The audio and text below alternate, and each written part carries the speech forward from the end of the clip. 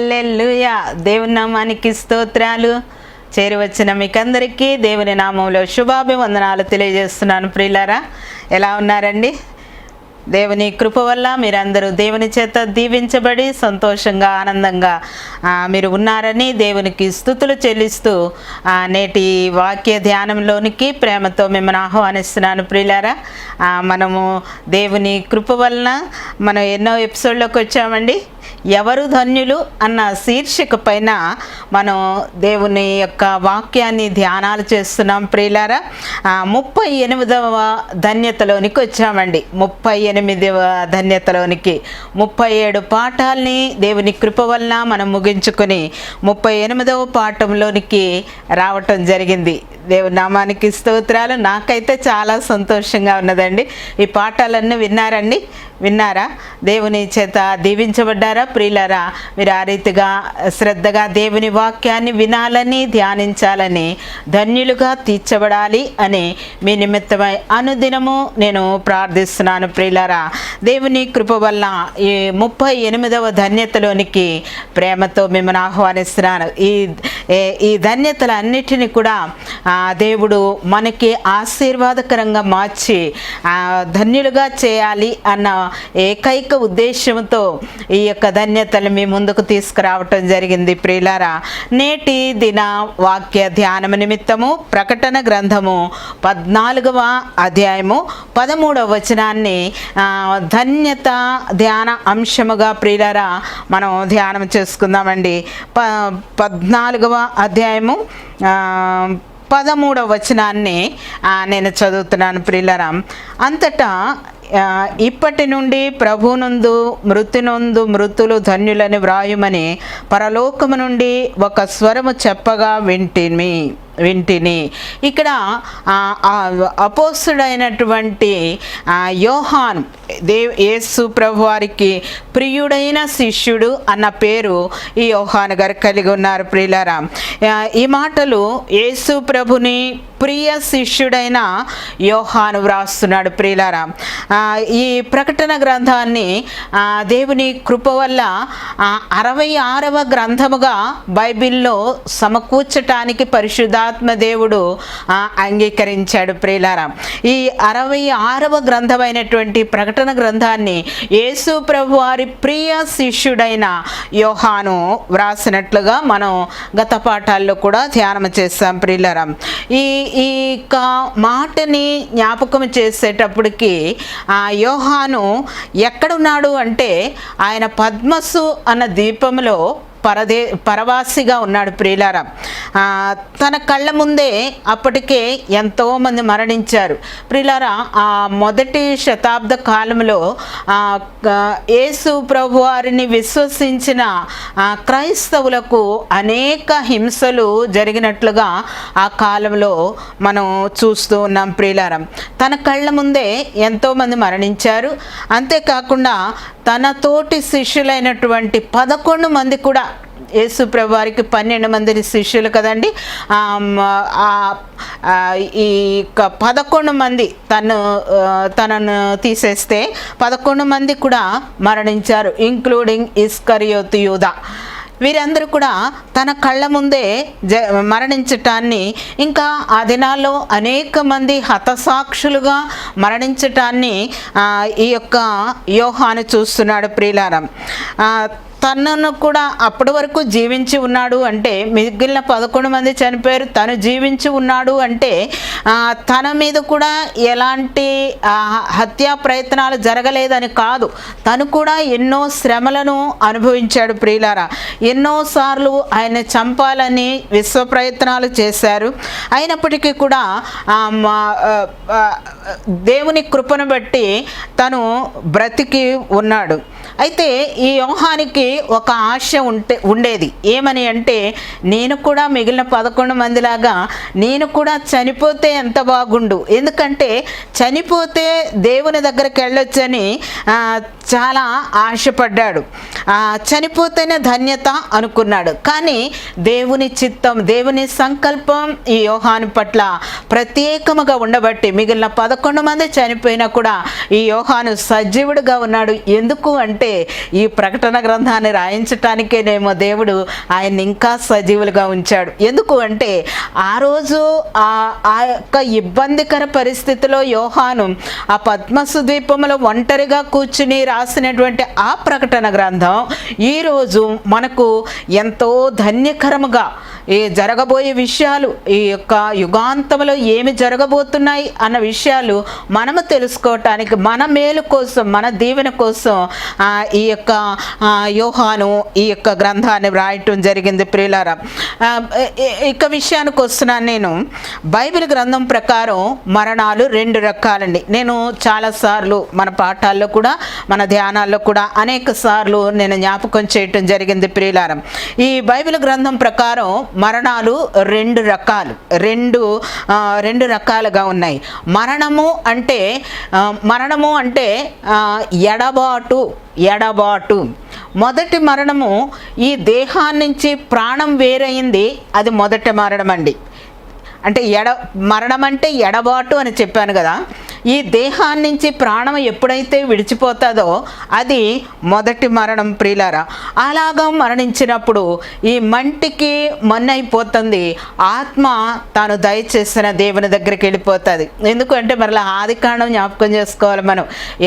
దేవుడు ఆదిలో నేలమంటితో నరుని నిర్మించి తన జీవాత్మను ఊదాడు కదండి. ఆ నరుని యొక్క నాసికారంధ్రంలో తన జీవాత్మను ఊదగా నరుడు జీవించాడు. కాబట్టి ఆత్మ తాను దయచేసిన దేవుని దగ్గరికి వెళ్ళిపోతుంది. ఈ యొక్క శరీరం మాత్రం మంటిలో నుండి తీయబడింది కాబట్టి ఈ మంటిలో కలిసిపోతుంది. ప్రియులారా, అది మొదటి మరణం. అయితే రెండవ మరణం ఏమిటి అంటే అది తండ్రితో ఎడబాటు. మనం తండ్రి యొక్క సన్నిధి నుంచి వచ్చాం కాబట్టి ఆయన దగ్గరికి మరలా తిరిగి వెళ్ళాలి, అది నిత్య జీవము. అయితే ఆ తండ్రి దగ్గర నుంచి ఎప్పుడు ఎడబాటు అవుతుంది అంటే మనము మన పాపముల చేత అపరాధములలోనే ఉండి, ఒకవేళ మనం పాపంలో ఉన్నప్పటికీ కూడా మనం పశ్చాత్తాపపడి దేవుని సన్నిధిలో క్షమాపణ అడిగితే ఆయన ఎంతైనా నమ్మదగిన దేవుడు. ఆయన క్షమించి మన పాపాల నుంచి మనల్ని విడిపించి తన నిత్య రాజ్యాన్ని ఇస్తాడు. అయితే తమ పాపములలోనే ఉండి మరణించినట్లయితే ప్రియులారా, ఆ ఆత్మ నరకానికి వెళుతుంది. అది ఇంకెన్నటికీ కూడా తండ్రి దగ్గరికి వెళ్ళే అవకాశం లేదనమాట. ఎందుకు అంటే ఒకసారి నరకంలోనికి వెళ్ళినటువంటి ఆత్మ మరలా తిరిగి రావటాలు ఉండవండి. ఒకసారి నరకంలో పడ్డారు అంటే, ఆ తండ్రి నుంచి వేరైపోయారు అంటే, అప్పుడు దేవుడు ఆ సింహాసనం మీద కూర్చుని, ధవళ సింహాసనం మీద కూర్చుని ఆయన నరులందరికీ కూడా తీర్పు తీర్చినప్పుడు ఆయన ఆ ఎడమ వైపునున్న వారిని చూసి, నా తండ్రి చేత శపించబడిన వారులారా, లోకం పుట్టినది మొదలుకొని అపవాదికి వాని అనుచరులకి ఎవరికైతే సిద్ధం చేయబడిందో ఆ నరకాగ్నిలోనికి పొండి అని ఆయన ఎప్పుడైతే సెలవిస్తాడో, ఈ ఆత్మలన్నీ కూడా అంటే దేవునిలో లేకుండా ఆ సాతాను వెంబడిస్తూ ఎవరైతే ఉంటారో వారందరూ కూడా మరలా తిరిగి నిత్య నరకములోనికి వెళ్ళిపోతారని. ఆత్మకు చావు లేదని చెప్పాను కదండి. ఆత్మ ఉండే స్థలాలు 2. మొదటిది దేవుని సన్నిధి అయితే, అదే పరలోక రాజ్యం అయితే, తండ్రితో సహవాసం అయితే. రెండవది నిత్య నరకము. ఈ తండ్రితోటి పొండి అని తండ్రి ఎప్పుడైతే చెప్పాడో, తండ్రి నుంచి ఎడబాటు, అది రెండవ మరణం. అక్కడికి వెళ్ళిన తర్వాత మరలా తిరిగి రావటాలు ఉండవండి ఇంకా. ఎందుకు అంటే యేసు ప్రభు వారు స్వయంగా చెప్పినటువంటి ఉపమానం ఏమిటి అంటే, ఆ ధనవంతుడు లాజరు కథలో మనం చూస్తాము. ఆ ధనవంతుడు ఆ పాతాళములో ఉండి ఆ అగ్ని గంధకాల్లో మండుతూ ఒక్క బొట్టు నీటి బొట్టు కొరకు అతడు ఎంతగానో అంగలారుస్తూ ఉన్నాడు. తండ్రివైన అబ్రహామా, నీ దగ్గర ఉన్నటువంటి లాజర్ని ఒక్కసారి పంపించి నాకు ఒక్క చిటికెడు నీళ్లు నా నాలుక మీద వేయటానికి అతన్ని పంపించండి అని అడిగినప్పుడు అబ్రహాము చెప్పిన మాట ఏమిటి అంటే, అయ్యా, ఇక్కడ వారు అక్కడికి, అక్కడ వారు ఇక్కడికి రావటానికి అవకాశమే లేదు.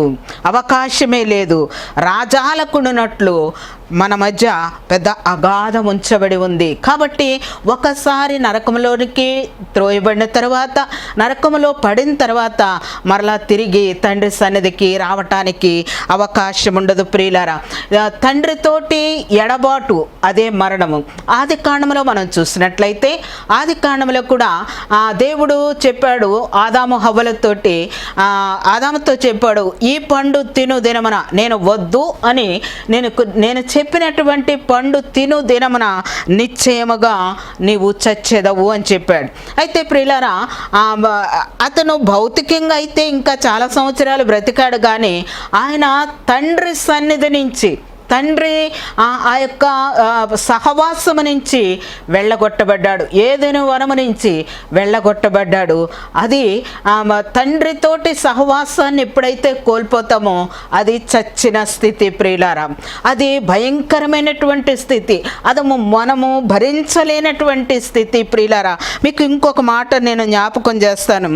కయీను కూడా ప్రియులారా, ఈ కయీను తన తమ్ముడిని హత్య చేసినప్పుడు దేవుడు అడుగుతాడు, నీ తమ్ముడు ఎక్కడా అని. తమ్ముడు ఎక్కడా అంటే, నా తమ్ముడికే నేను కావలివాడినా నాకు తెలీదు అన్నట్లుగా చెప్తాడనమాట. చెప్పినప్పుడు దేవుడు చెప్తాడు, నీవు ఏ నేల నుండి నీ తమ్ముని రక్తము నా సన్నిధిలో మొరపెడుతూ ఉంది, కాబట్టి నీవు ఈ నేల మీద ఉండకుండా నీవు శపించబడిన వాడవు. ఆది కాండము 4వ అధ్యాయము 10వ వచనం నుండి చదువుతున్నాను. అప్పుడు ఆయన, నీవు చేసిన పని ఏమిటి? నీ తమ్ముని రక్తము యొక్క స్వరము నేలలో నుండి నాకు మొరపెట్టుచున్నది కావున నీ తమ్ముని రక్తమును నీ చేతిలో నుండి పుచ్చుకొనుటకు నోరు తెరచని ఈ నేల మీద ఉండకుండా నీవు శపింపబడిన వాడవు. నీవు నేలను సేద్యపరిచినప్పుడు అది తన సారమును ఇక మీదట నీకియ్యదు. నీవు భూమి మీద దిగులు పడుచు దేశ దిమ్మరివై ఉందువనెను. అందుకు కయీను, ఈ మాట జాగ్రత్తగా వినండి, అందుకు కయీను, నా దోష శిక్ష నేను భరింపలేనంత గొప్పది. ఎందుకు అంటే, నేడు ఈ ప్రదేశము నుండి నన్ను వెళ్ళగొట్టితివి.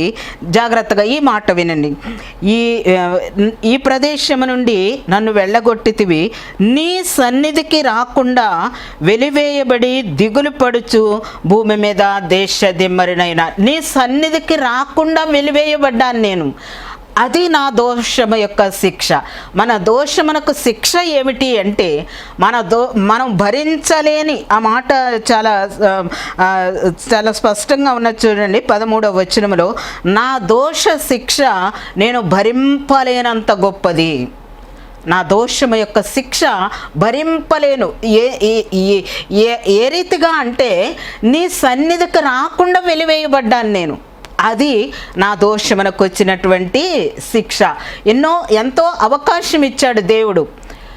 తన తమ్ముడిని చంపినప్పుడు ఒక అవకాశం ఇచ్చాడు. నీ తమ్ముడు ఎక్కడున్నాడు అంటే, దేవుని పాదాల మీద పడి, అయ్యా నేను తొందరపాటులో అలా చేశాను, దయతో నన్ను క్షమించండి అని దేవునికి మొరపెట్టుంటే దేవుడు క్షమించుండేవాడు తప్పకుండా. కానీ ఆయన దాన్ని కప్పిపుచ్చుకోవటానికి ప్రయత్నం చేశాడు. నాకేం తెలుసు, నేను వాడికి ఏం కాపలిగా ఉన్నానా నేను అని తప్పించుకోవటానికి దేవుడు ఇచ్చినటువంటి అవకాశాన్ని, తను పశ్చాత్తాపపడటానికి అవకాశం ఇచ్చాడు దేవుడు. కానీ అతను పశ్చాత్తాపడలేదు. అప్పుడు దేవుడు తన సన్నిధి నుంచి వెళ్ళగొట్టాడు. అప్పుడు తెలిసింది ఆ దోషము యొక్క శిక్ష ఎలాంటిదో, అది భరించలేనంత గొప్పది అన్న విషయం కయ్యూనుకు అప్పటికి తెలిసింది. ఏమని అంటే, నీ సన్నిధికి రాకుండా నేను వెలివేయబడి ఉన్నాను. ప్రియులారా, దేవుని సన్నిధిని కోల్పోతే అది భరింపలేనంత ఘోరమైనటువంటి శిక్ష ప్రియులారా. ఆ రీతిగానే ఈ రెండవ మరణాన్ని పొందినటువంటి వారు, నరకాగ్నిలోనికి త్రోయబడినటువంటి వారు ప్రియులారా, మరలా తిరిగి తండ్రి సన్నిధికి రావటానికి సమయం ఉండదండి.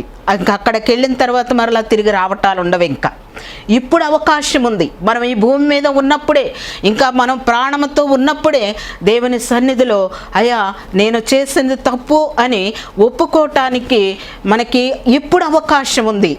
కానీ ఆయన శిక్షను పొందిన తర్వాత ఆయన నరకంలోనికి నెట్టివేయబడిన తర్వాత ఇంకా అక్కడ ఒక్కరోజు కాదండి, 2 రోజులు కాదు, 1 సంవత్సరం కాదు, 10 సంవత్సరాలు కాదు, యుగ యుగములు ఆ నిత్యత్వములో ఆత్మ అల్లాడవలసిందే. ప్రియులారా, అలాంటి ఆ నరకాన్ని నుంచి మనము తప్పించబడాలని దేవుడు ఈ మంచి అవకాశాన్ని ఇచ్చాడు.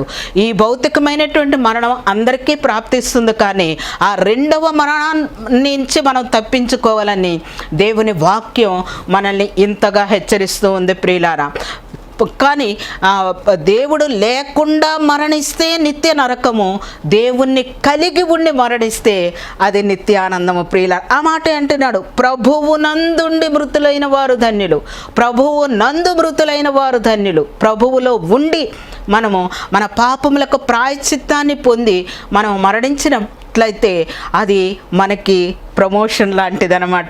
ఎందుకు అంటే దేవుని సన్నిధిలో దేవుణ్ణి ముఖాముఖిగా చూస్తూ ఆయన సన్నిధిలో నిత్యానందాన్ని అనుభవిస్తాం మనం. ప్రియులారా, ఈ యోహానుకు కూడా చాలా ఆశగా ఉంది, నేను కూడా చనిపోతే ఎంత బాగుండు, నా ఆత్మ దేవునితోటి ఆనందించేది అని చాలా ఆశపడ్డాడు. కానీ ఆయన దేవుని సంకల్పం ఆయన పట్ల మరొక విధంగా ఉంది. ప్రియులారా, ఈ దినము దేవుని సంకల్పం ఏమైనదంటే, నీ పట్ల దేవుని సంకల్పం ఏమైనది అంటే ఆయన నిన్ను రక్షించాలని, ఆ నిత్య నరకాగ్ని నుంచి నిన్ను తప్పించాలని మరొక మారు దేవుడు హెచ్చరిస్తూ ఉన్నాడు. ప్రియులారా, ఏ ఒక్కరు కూడా నరకానికి వెళ్ళకూడదు అని దేవుని యొక్క నిత్య సంకల్పం. ఆ నరకం మన కోసం సృజించబడలేదండి, అది ఎదురు తిరిగినటువంటి దేవదూతల కోసం ఆ నిత్య నరకాగ్ని సిద్ధం చేయబడింది. ప్రియులారా, దేవుని మీద తిరుగుబాటు చేసినటువంటి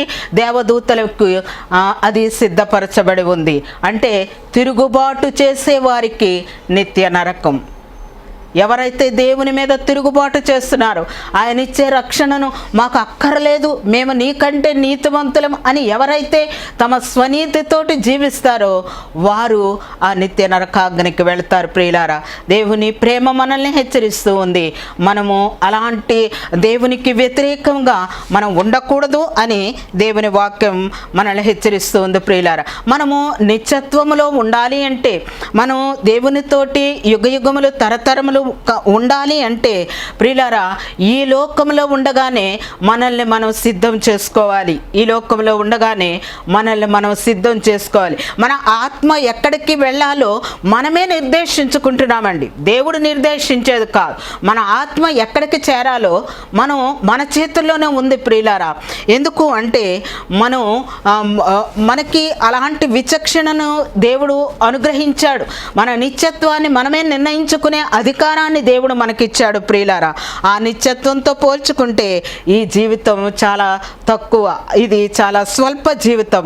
మనము ఎన్ని 70, 80, 100 సంవత్సరాలు బ్రతికినా కూడా ఆ నిత్యత్వంతో పోలిస్తే ఇది చాలా స్వల్ప జీవితం. ప్రియులారా, ఎందుకు అంటే ఈ లోకంలోనికి మనం ఎందుకు వచ్చాము అంటే మన నిత్యత్వాన్ని నిర్ణయించుకోవటం కోసం. ప్రియులారా, ఒక తల్లి గర్భములో ఉన్నటువంటి శిశువు 9 మాసాలు గర్భములో ఉండి రూపుదిద్దుకుని చక్కగా సిద్ధపడి ఈ భూలోకంలోకి వచ్చి 100 సంవత్సరాలు బ్రతికితే, ప్రియులారా, మనము నిత్యత్వం సంపాదించుకోవటానికి వెళ్ళటానికి మనకి ఎంత సిద్ధపాటు అవసరం.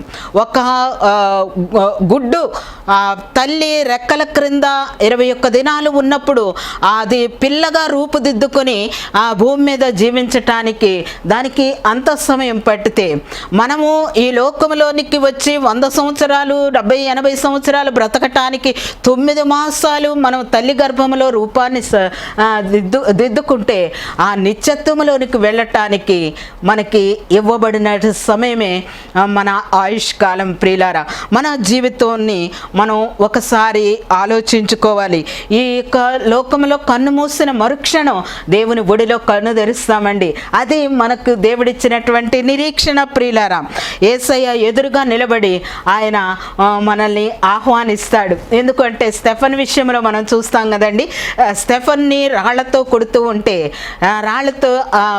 ఉంటే ఆయన చంపటానికి రాళ్లతో కొడుతూ ఉన్నారు ప్రియులారా. ఆ సమయంలో స్టెఫను కన్నులెత్తి చూస్తే యేసయ్య నిలబడి ఈయన ఆహ్వానిస్తున్నాడంట. నేను దేవుని యేసు ప్రభువారు ఆయన నిలబడటం నేను చూశాను అని ఆనందంతో ఆయన చేతుల్లో ఒదిగిపోవటానికి స్టెఫన్ ఈ లోకంలో కన్ను మూసాడు ప్రియులారా. ఈ లోకంలో కన్ను మూసి యేసయ్య ఒడిలో ఒదిగిపోయాడు. కాబట్టి ప్రియులారా, మనం నిత్యత్వాన్ని నిర్ణయించుకోవటానికి ఇదే మిక్కిలి అనుకూల సమయం ప్రియులారా. ఇది మన యొక్క క్రైస్తవ నిరీక్షణ అన్నది. ఇక్కడ మనం పరదేశులం, యాత్రికులం కాబట్టి ఇక్కడ కొంతకాలం ఉండి వెళ్ళిపోవాల్సిన వాళ్ళమేమని, మనం స్ట్రేంజర్స్ అంతే. మన నిత్యత్వం మన తండ్రితో కూడా ఉన్నది ప్రియులారా. ఈ యొక్క శరీరం ఎలాగా జీవాన్ని పొందుకుంటుంది అన్న విషయం మనం కొంచెం ఆలోచించినట్లయితే ప్రతి విషయాన్ని కూడా బైబిల్ గ్రంథంలో దేవుడు చాలా స్పష్టంగా మన కోసం రాసి ఉంచాడు ప్రియులారా. ఆ భాగాన్ని మనం చూడాలి అంటే కొరింథీయులకు రాసిన మొదటి పత్రిక 15వ అధ్యాయము 35వ వచనం నుండి 58వ వరకు కొంచెం అది కొంచెం ఎక్కువ వచనాలు అయినప్పటికీ కూడా జాగ్రత్తగా వాటిని మనం పరిశీలించినట్లయితే ఈ యొక్క శరీరం చనిపోయిన తర్వాత భూమిలో పాతి పెట్టబడి మరలా తిరిగి జీవాన్ని పొందుకుంటుంది. క్రీస్తునందుండి మృతులైన వారు ధన్యులు. క్రీస్తునందుండి మనం మృతి పొందినట్లయితే మన జీవము క్రీస్తుతో కూడా దాచబడి ఉన్నది ప్రియులారా. ఆయన మనల్ని బూరధ్వని వంటి శబ్దంతో పిలిచినప్పుడు ఆయన ఈ యొక్క మంటిలో కలిసిపోయినటువంటి దేహము తిరిగి మహిమ దేహాన్ని ధరించుకొని తండ్రి సన్నిధికి వెళ్తా. అది ఎలాగో సాధ్యమండి అని మనం ఆలోచించినట్లయితే ప్రియులారా, ఒక విత్తనాన్ని తీసుకుందామండి. ఒక మామిడి విత్తనాన్ని తీసుకుందాం. ఆ యొక్క విత్తనాన్ని భూమిలో పాతి పెట్టినప్పుడు ప్రియులారా అది చనిపోతుంది కదండి. అది ఎండిపోయి చనిపోయినప్పుడే దానిలో నుండి మొలక వస్తుంది ప్రియులా. అది 100 సంవత్సరాలు బ్రతకాలి అంటే, లేదా అనేక సంవత్సరాలు అది జీవించి మనకు చక్కని పండ్లను రుచికరమైనటువంటి మామిడి పండ్లను మనకి ఇవ్వాలి అంటే అది అంతకాలం జీవించాలి అంటే మొదట అది చనిపోవాలి, భూమిలో పాతి పెట్టబడాలి. అలాగే మనము కూడా ఈ దేహాన్ని విడిచినప్పుడు మనము మహిమ దేహాన్ని ధరించుకొని ఎక్కువ సంవత్సరాలు బ్రతకటానికి, దానికి ఆ కాలానికి పరిమితి లేదండి. నిత్యత్వం అది నిత్యము ఉండేది. కాబట్టి అలాంటి నిత్యత్వాన్ని మనము సంతరించుకోవలసి ఉంటున్నాము. అలాగే మనం శారీరకంగా మరణించి ఆత్మీయంగా తిరిగిలేస్తాం. దానికి ప్రథమ ఫలముగా యేసు ప్రభు వారి యొక్క మరణ పునరుద్ధానాలు మనకి సాక్ష్యం ఇస్తున్నాయి ప్రియులారా. యేసు ప్రభు వారు ఏ రీతిగా అయితే మరణించి ఆయన 3 దినములు సమాధిలో ఉండి తిరిగి లేచాడో, అలాగే మనము కూడా మరణించినప్పటికీ కూడా మనము తప్పకుండా తిరిగి లేస్తాం. అదే మన క్రైస్తవ విశ్వాసము, మన నిరీక్షణ, మన పునరుద్ధాన బలమై ఉన్నది ప్రియులారా. తండ్రితోటి ఎడబాటు ఎప్పుడైతే వస్తుందో అది రెండవ మరణం అని చెప్పాను ప్రియులారా. అదే సామెతల గ్రంథము 8వ అధ్యాయము 36వ వచనంలో చూసినట్లయితే, నా యందు అసహ్యపడు వారందరూ మరణమును స్నేహించుదురు అన్న మాటని సామెతల గ్రంథము 8వ అధ్యాయం 36వ వచనంలో చూపిస్తాం. యేసు ప్రభువారు అసహించుకుంటేనంట మనం మరణంతోటి స్నేహం చేస్తూ ఉంటున్నామంట. అంటే అదే రెండవ మరణంతో నువ్వు నేను మనం స్నేహితులము, మన ఇద్దరము కలిసి నరకానికే వెళదాము అని మరణాన్ని స్నేహిస్తున్నామంట. మనం మరణంతో నిబంధన చేసుకుంటున్నాం. రెండవ మరణాన్ని గురించి మాట్లాడుతున్నాను నేను ప్రియులారా. ఈ భౌతిక మరణం అందరికీ సంప్రాప్తం అయ్యేదే, కానీ ఈ యొక్క రెండవ మరణాన్ని గురించి చెప్తున్నాను. నా యందు అసహ్యపడు వారందరూ, దేవుణ్ణి అసహించుకున్నట్లయితే, ఆయన నామము నీకు ఇష్టముగా లేకపోయినట్లయితే, ఆయన వాక్యము నీకు ఇష్టముగా లేకపోయినట్లయితే చేసినట్లయితే, ఆయన ప్రార్థన అంటే నీకు బోర్ కొడుతుంటే నువ్వు మరణాన్ని స్నేహిస్తున్నట్టు ప్రియులారా. కాబట్టి దేవుని వాక్యం సెలవిస్తుంది, ప్రభువునందుండి మృతి నొందిన వారిని గురించి మాట్లాడుతుంది. ప్రభువునందు మృతి నొందినట్లయితే మనకి రెండవ మరణము లేదండి. ఈ యొక్క భౌతిక మరణం అందరికీ వస్తుంది, కానీ రెండవ మరణాన్ని తప్పించుకోవాలంటే మనం యేసయ్యని ఆయన రక్తము చేత కడగబడాలి, ఆయన రక్తము చేత విమోచించబడాలి ప్రియులారా. భక్తులందరూ కూడా ఈ యొక్క మరణ నదిని దాటి ఆవలి ఒడ్డునటువంటి యేసయ్యను చేరాలని ఉవ్విళ్ళూరారు. వారందరూ కూడా ఆ యొక్క ఆవలి ఒడ్డుకి చేరాలని ఆతృతపడ్డారు ప్రియులారా. ఒక భక్తుడు, ఒక పురుషోత్తమ చౌదరి గారు ఒక పాట రాస్తూ అంటాడు, ఘనతరంగ ధ్వనులతో భీకర మరణ నది పారుచున్నది, క్షణము మాత్రమే దాని పనియా, వెనుక నావలి ఒడ్డు చేరేదా, సకలేంద్రియములారా చాలా మీ పని తీరే, ఇక నన్ను విడచిపోవుటకు వేళయ్యెన్ అంటున్నాడు. ఘన తరంగ ధ్వనులతో ఆ భీకర మరణ నది పారుచున్నది, క్షణము మాత్రమే దాని పని, అయ్యా వెనుక నావలి ఒడ్డు చేరేదా. ఆ వెనుక ఈ యొక్క క్షణములో మన ప్రాణం దేవుని సన్నిధికి చేరుతుంది ప్రియులారా. ఆ ఒడ్డుకు చేరాలని భక్తులందరూ కూడా ఉర్విళ్ళు ఊరారు.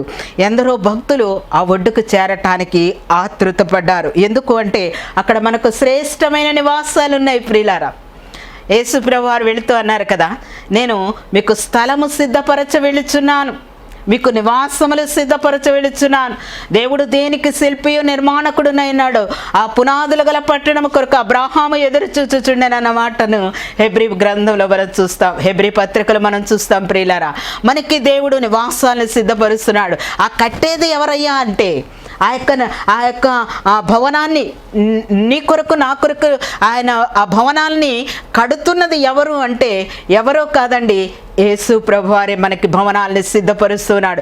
ఏ దేవుడైతే ఆయన నోటి మాట చేత ఈ సమస్తాన్ని సృష్టించాడు, ఆ దేవుడు నోటి మాట చేత కాదండి ఇప్పుడు కడుతున్న పట్టణాలు, నోటి మాట చేత కాదండి ఇప్పుడు సిద్ధపరుస్తున్న ఆ యొక్క నగరము, ఆ రాజ్యాన్ని ఆయనే శిల్పి నిర్మాణకుడుగా ఉండి ఆ పట్టణాన్ని మన కోసం కడుతున్నాడండి. ఈ మనము చూస్తున్నటువంటి సమస్త సృష్టి కూడా నోటి మాటతోటి కలుగజేశాడు, కానీ ఆ పట్టణాన్ని కట్టడానికి ఇప్పటికి 2000 సంవత్సరాలు అయిపోయింది, ఇంకా అది సంపూర్ణం కాలేదు, అది కంప్లీట్ కాలేదు. అది కంప్లీట్ అయితే యేసయ్య వచ్చి మనల్ని తీసుకెళ్ళి ఉండేవాడే. అది ఇంకా కంప్లీట్ కాలేదండి. అంటే ఆ 2000 సంవత్సరాల నుంచి ఆ కడుతున్నటువంటి ఆ పట్టణం యొక్క వైభవాన్ని మనం ఊహించగలమా ప్రియులారా? ఎంత మనం వైభవంగా ఉన్నటువంటి లోకాన్ని చూసి మనం మురిసిపోతున్నాం. ఇది కేవలం నోటి మాట చేత కలుగు చేస్తాడండి. కానీ ఆ పట్టణాన్ని అయితే ఆయన దగ్గరుండి ఆయనే శిల్పి నిర్మాణకుడుగా ఉండి ఆయన సిద్ధపరుస్తున్నటువంటి ఆ పట్టణం ఇంకెంత రమ్యమైందో, ఆ యొక్క దాని వైభవం ఎంత గొప్పదో నేనైతే ఊహించలేకపోతున్నాను ప్రియులారా. మరి ఇట్టి శ్రేష్టమైనటువంటి పరలోక పట్టణం కోసం నువ్వు ఇప్పటి నుండైనా సిద్ధపడతావా? ఈ సమయంలో దేవుని ఆత్మ నిన్ను ప్రేరేపిస్తుంటుండగా నీ ఆత్మ ఎక్కడికి సిద్ధపడుతుంది? దేవుని ఆత్మ నిన్ను ప్రేరేపిస్తుంది. నువ్వు ఒక తీర్మానం ఎందుకు తీసుకోకూడదు? దేవుని నిత్య రాజ్యంలో చేయటానికి మనం ఆ తీర్మానం తీసుకోవటానికి అదేదో మనం కొండెక్కి పిండి కొట్టాల్సిన అవసరం లేదండి, కొండెక్కి కోతను పట్టుకు రావాల్సిన అవసరం లేదండి, లేకపోతే ఎక్కడెక్కడో తిరగాల్సిన అవసరం లేదండి, నీకున్నటువంటివన్నీ కూడా వెచ్చించాల్సిన అవసరం లేదండి, నువ్వు కఠోర నియమాలు చేయాల్సిన అవసరం ఏమీ లేదండి, వ్యర్థమైన భక్తిని ఆచరించాల్సిన అవసరం లేదండి. మరి ఏమి చేయాలి అంటే దేవుని సన్నిధిలో మోకరించి, నిజమే ప్రభువా నేను పాపిని, జన్మ కర్మ పాపాలతో నింపబడి ఉన్నవాడిని ఉన్నదానను కాబట్టి అయా నీ రక్తము చేత నా స్థానంలో నువ్వు మరణించావు కాబట్టి అయా నీ జీవాన్ని నాకు ఇవ్వండి, నన్ను నీ రక్తము చేత కడగండి, ఆ పౌరసత్వాన్ని నాకు ఇవ్వండి, నన్ను పరిశుద్ధపరచండి అంటే ఆయన క్షమించలేని పాపం అంటూ, ఆయన క్షమించలేని పాపి అంటూ ఈ లోకములు ఎవరూ లేరండి. ఈ సమయంలో దేవుడు 2 చేతులు చాచి నిన్ను ప్రేమతో పిలుస్తున్నాడు. నువ్వు నిత్య నరకాగ్నికి వెళ్ళకూడదని, ఆ భయంకరమైనటువంటి నరకాగ్నిలోనికి నీ వెళ్ళకూడదని దేవుని ప్రేమ నిన్ను బలవంతం చేస్తుంది. ఇప్పుడే నువ్వు ఒక తీర్మానం ఎందుకు చేసుకోకూడదు? దేవుని ప్రియ బిడ్డ, దేవునితో నిత్యము జీవించాలని, రెండవ మరణాన్ని తప్పించుకోవాలని దేవుని ప్రేమ నిన్ను హెచ్చరిస్తూ ఉంది. క్రీస్తునందుండి మృతులైన వారు ధన్యులు అని దేవుని వాక్యం సెలవిస్తుంది. ప్రియులారా, ఈ లోకంలో మరణము కాదు, కానీ నిత్యత్వంలో మనము నిత్యము దేవునితో ఉండాలి అంటే చెప్పాను కదండి, కయ్యను నా దోష శిక్ష నేను భరింపలేనంత గొప్పది. ఎందుకు అంటే నీ సన్నిధి నుండి నేను వెళ్ళగొట్టబడ్డాను. దేవుని సన్నిధి నుండి వెళ్ళగొట్టబడినటువంటి ఆ యొక్క పరిస్థితి చాలా భయంకరమైనది. ప్రియులారా, దేవుని ప్రియబిడ్డ, దేవుడు నిన్ను హెచ్చరిస్తున్నాడు. ఆ నరకాగ్నిలోనికి ఏ ఒక్కరు వెళ్ళకూడదు. దేవుని సన్నిధిలో ఇప్పుడే మోకరించి ఆయన సన్నిధిలో ప్రార్థించి పాపములు ఒప్పుకొని ఆయన రక్తము చేత కడగబడి నిత్య రాజ్యములో నువ్వు ఉండాలని నీకు దేవుని పేరట హెచ్చరిస్తూ, దేవుని ఆత్మ నిన్ను హెచ్చరిస్తున్నది. దేవుని కృప మీకు తోడైండనుగాక. దైవాశీస్సులు. వచ్చే పాఠంలో తిరిగి కలుసుకుందామండి. ఈ పాఠాలన్నీ కూడా మీరు జాగ్రత్తగా విన్నారు అని, దేవుని చేత దీవించబడ్డారు అని నమ్ముతున్నాను. ప్రియులారా, ఈ యొక్క ఛానల్ మీరు సబ్స్క్రైబ్ చేసుకోండి. ఈ పాఠాలు 37 పాఠాలు ముగించాము. 38వ పాఠంలో ఉన్నాం కదండి. మొదటి నుండి కూడా చూడాలి అంటే ఆ ప్లేలిస్ట్లోకి వెళ్ళండి. అవన్నీ కూడా మీరు క్రమంగా చూసి దైవాశీస్సులు పొందండి. ఇంకా ఎవరికన్నా షేర్ చేయటం ద్వారా ఈ పరిచర్యలో పాలు పంపులు పొందండి. మీ అందరి కోసం నేను ప్రార్థిస్తున్నాను. ప్రియులారా, ఈ యొక్క 38వ పాఠాన్ని మీరు విన్నందుకు మీకు దేవుని నామంలో నా శుభాలను అందిస్తూ దేవుడు మిమ్మల్ని అత్యధికంగా ఆశీర్వదించాలని మీకోసం ప్రార్థన చేస్తున్నాను. కళ్ళు మూసుకోనండి, ప్రార్థన చేసుకుందాం. ప్రియుడైన తండ్రి, ప్రేమగల ప్రభువా, మీకు వందనాలు, స్తుతులు, స్తోత్రములు నాయన. ప్రభువునందున్న మృతువునందును వారు ధన్యులని నాయన ప్రభువా. ఈ యొక్క 38వ ధన్యతగా నాయన మీరు మాట్లాడిన మీ దయగల మాటల కొరకు నీకు వందనములు, స్తుతులు, స్తోత్రములు తండ్రి. వింటున్న ప్రతి బిడ్డను దీవించండి తండ్రి. రెండవ మరణము నుండి తప్పించుకోవటానికి మీరు ఇచ్చిన ఈ అవకాశాన్ని నాయన ఏ ఒక్కరూ నాయన చేజేతుల విడుచుకొని నిత్య నరకములోనికి వెళ్లకుండా నా ప్రభువా నీకు స్తోత్రములు. ఇప్పుడే నీ సన్నిధిలో మోకరించి నా తండ్రి నీ రక్తము చేత కడగబడి నిత్య రాజ్యమును స్వతంత్రించుకొని ఆ వైభవోపేతమైనటువంటి ఆ తండ్రితో కలిసి ఉన్నటువంటి ఆ నిత్య రాజ్యములో వింటున్న ప్రతి బిడ్డను చేర్చుమని వారి కుటుంబాలను దీవించండి. ఇహలోక పరలోక సంబంధమైన ప్రతి ఆశీర్వాదములతో తృప్తిపరచుమని యేసయ్య ఘనమైన నామం ద్వారా అడిగి వేడుకొనుచున్నాను తండ్రి. ఆమెన్. అందరికీ వందనాలండి. వచ్చే పాటలో కలుసుకుందాం. దైవాశీస్సులు, దేవుని కృప మీకు తోడైండనుగాక. ఆమెన్.